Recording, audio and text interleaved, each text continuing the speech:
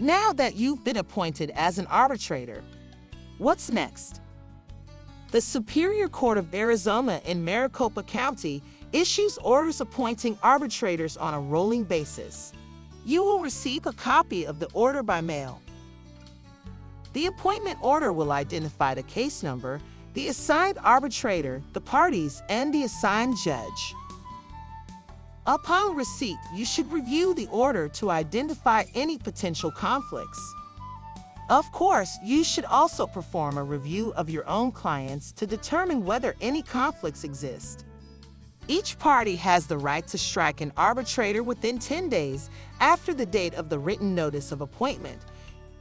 If that happens, you will be removed from the case and a new arbitrator will be appointed.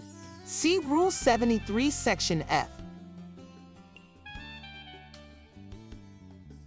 If not exercised within the designated time frame, the right to strike an arbitrator is waived. After confirming that you are able to proceed as the arbitrator, you should review Rules 72 through 77 of the Arizona Rules of Civil Procedure to familiarize yourself with the mandatory arbitration process.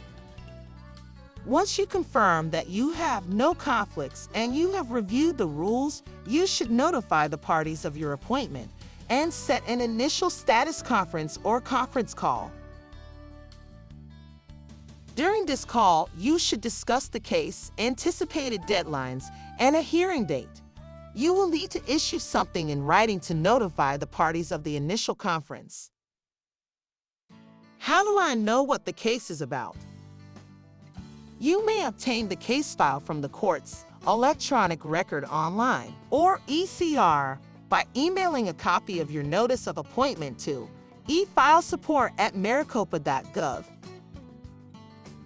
or by faxing your request to 602-372-8751. If you are not registered for ECR, you may do so via the information on screen. What responsibilities do I have as the arbitrator? You should be familiar with the deadline for completing the arbitration hearing. You will set the date for the arbitration hearing, and you can alter that date as necessary. You will make all legal rulings, including rulings on motions, except on the following: motions to continue on the dismissal calendar or otherwise extend time allowed under Rule 38.1d, motions to consolidate actions under Rule 42, motions to dismiss, motions to withdraw as attorney of record under Rule 5.3, motions for summary judgment that, if granted, would dispose of the entire case as to any party, and motions for sanctions under Rule 68G. When in doubt, you may always request clarification from the court as to whether you should proceed with ruling on a pending motion. Select the next chapter titled Chapter 3, the Arbitration Hearing Overview.